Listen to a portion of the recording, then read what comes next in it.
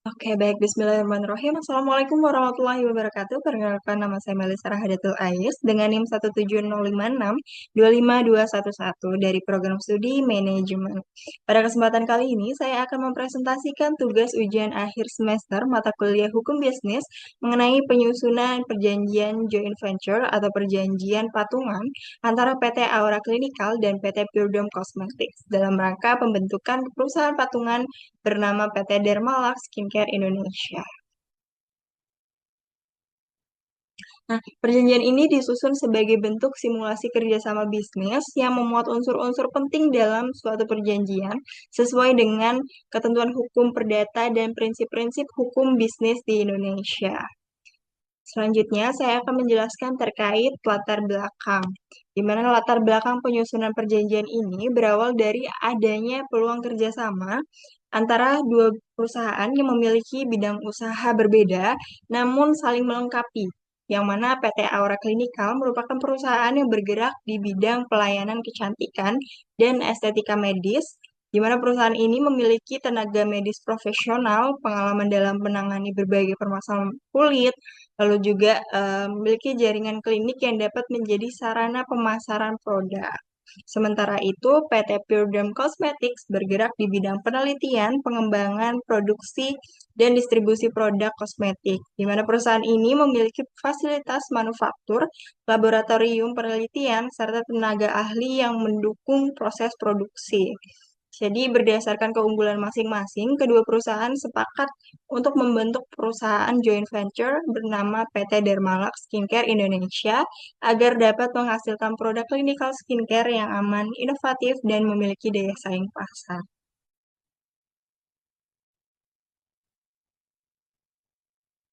Selanjutnya, tujuan perjanjian, di mana tujuan utama dari perjanjian ini adalah membentuk perusahaan joint venture yang bergerak di bidang penelitian, pengembangan, produksi, pemasaran, dan distribusi produk klinik skincare.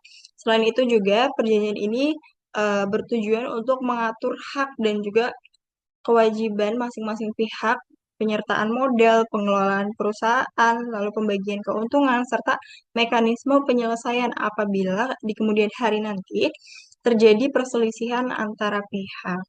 Nah, selanjutnya akan saya jelaskan terkait klausul-klausul penting, di mana pada pasal 1 maksud dan tujuan. Di mana intinya kedua perusahaan ini ingin menggabungkan sumber daya, keahlian, dan jaringan usaha agar dapat mengembangkan produk klinikal skincare yang berkualitas serta memperoleh keuntungan bersama. Lalu di pasal kedua, mengatur objek perjanjian, yaitu pembentukan PT Dermalux Skincare Indonesia sebagai perusahaan joint venture yang akan menjalankan kegiatan penelitian, pengembangan, produksi, hingga distribusi produk klinikal skincare. Selanjutnya adalah pasal 3, di mana pasal ketiga ini mengatur hak dan juga kewajiban dari masing-masing pihak. Kedua belah pihak memiliki hak memperoleh pembagian keuntungan sesuai proporsi saham, lalu juga memperoleh informasi mengenai perkembangan perusahaan, serta ikut dalam pengambilan keputusan strategis. Sedangkan untuk kewajibannya, yaitu untuk menyetorkan modal, memberikan dukungan sesuai bidang usahanya masing-masing, untuk menjaga nama baik perusahaan, serta menjaga kerahasiaan informasi bisnis dan formula produk.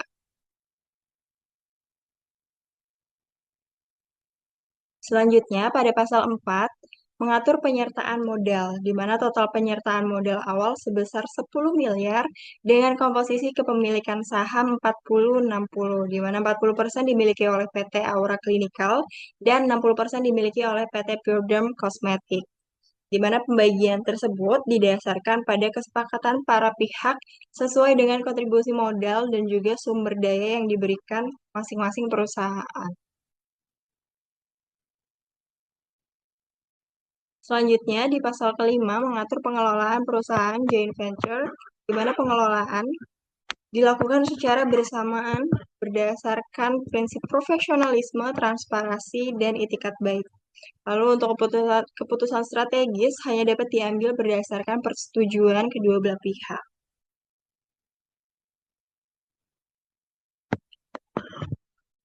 Selanjutnya pasal 6, Di mana pasal ke-6 ini mengatur mengenai hak kekayaan intelektual, di mana semua hak atas merek, formula produk, desain kemasan, dan juga hasil penelitian yang dikembangkan atau dihasilkan selama kerjasama berlangsung itu menjadi milik perusahaan joint venture kecuali ditentukan lain berdasarkan kesepakatan tertulis para pihak.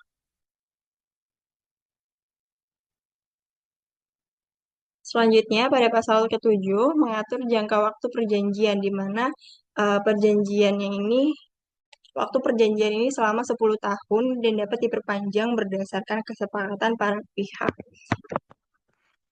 Lalu disebutkan juga pada pasal 7 ayat 3, apabila salah satu pihak bermaksud untuk mengakhiri atau tidak memperpanjang perjanjian ini, pihak tersebut wajib memberitahukan secara tertulis kepada pihak lainnya paling lambat 90 hari kalender sebelum berakhirnya jangka waktu perjanjian.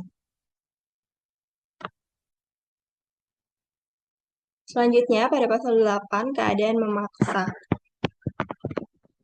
atau force majeure, seperti bencana alam, pandemi, perang, maupun kebijakan pemerintah yang menghambat pelaksanaan perjanjian. Di mana pada ayat 3 pasal 8 disebutkan pihak yang mengalami keadaan memaksa wajib memberitahukan secara tertulis kepada pihak lainnya paling lambat 14 hari kalender sejak terjadinya keadaan tersebut. Selanjutnya pada pasal 9 prestasi dan sanksi.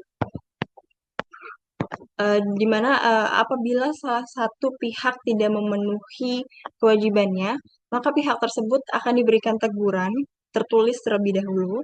Namun jika tidak ada penyelesaian melalui musyawarah, pihak yang dirugikan dapat mengajukan tuntutan ganti rugi sesuai ketentuan hukum yang berlaku.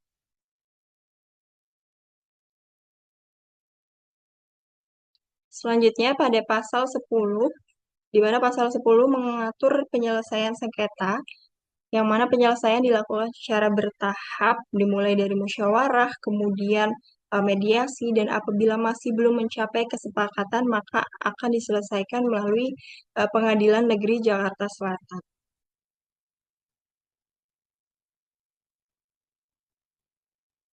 Selanjutnya, pada pasal 11, di mana pasal terakhir ini merupakan ketentuan penutup yang menjelaskan bahwa setiap perubahan terhadap isi perjanjian hanya dapat dilakukan berdasarkan persetujuan tertulis para pihak melalui adendum.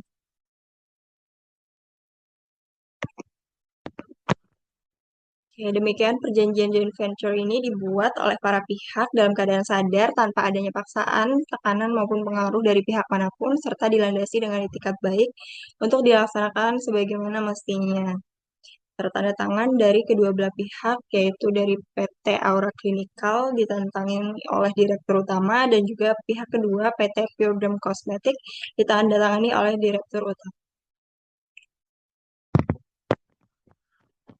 Oke, baik. Selanjutnya, saya akan menjelaskan terkait dasar hukum, di mana perjanjian yang saya buat, saya susun ini mengacu pada beberapa ketentuan hukum yang berlaku di Indonesia, di mana dasar hukum yang pertama adalah pasal 1313 Kitab Undang-Undang Hukum Perdata, yang mana menjelaskan pengertian perjanjian sebagai suatu perbuatan di mana satu orang atau lebih mengikatkan dirinya terhadap satu atau lebih orang. Lalu dasar hukum kedua adalah pasal 1320 Kitab Undang-Undang Hukum Perdata yang mengatur syarat sahnya suatu perjanjian, yaitu adanya kesepakatan para pihak, kecakapan para pihak, objek tertentu, dan sebab yang halal, di mana keempat syarat ini telah diupayakan dan terpenuhi dalam penyusunan perjanjian ini. Selanjutnya pada pasal 1338 Kitab Undang-Undang Hukum Perdata, yaitu menyatakan bahwa setiap perjanjian yang dibuat secara sah berlaku sebagai undang-undang bagi para pihak yang membuatnya. Oleh karena itu, seluruh hak dan juga kewajiban yang tercantum dalam perjanjian ini mengikat kedua belah pihak untuk dilaksanakan dengan itikat baik. Selain itu, karena bentuk kerjasama yang dilakukan adalah joint venture atau perjanjian patungan melalui pendirian perusahaan yang baru. Jadi penyusunan perjanjian ini juga memperhatikan undang-undang Nomor 40 Tahun 2007 tentang perseroan terbatas beserta perubahannya dalam Undang-Undang Nomor 6 Tahun 2023, khususnya yang berkaitan dengan pendirian perseroan, pemilikan saham, serta pengelolaan perusahaan. Nah, selanjutnya dasar hukum pendukung.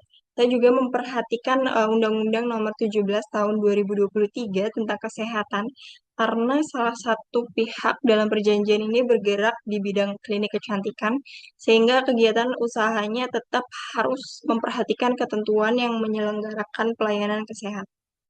Selanjutnya, proses pengembangan dan juga pemasaran produk skincare dalam eh, usaha ini juga mengacu pada Peraturan Badan Pengawas Obat dan Makanan atau BPOM, mana mengenai persyaratan keamanan, mutu, izin edar, dan juga pelabelan kosmetik hingga produk yang dihasilkan memenuhi standar yang berlaku sebelum dipasarkan kepada masyarakat.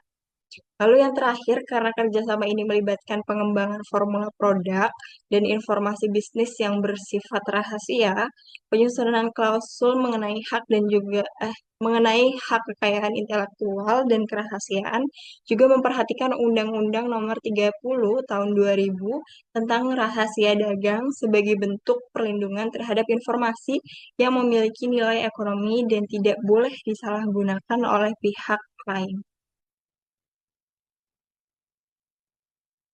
Oke, baik. Selanjutnya adalah potensi sengketa dan cara menyelesaikannya.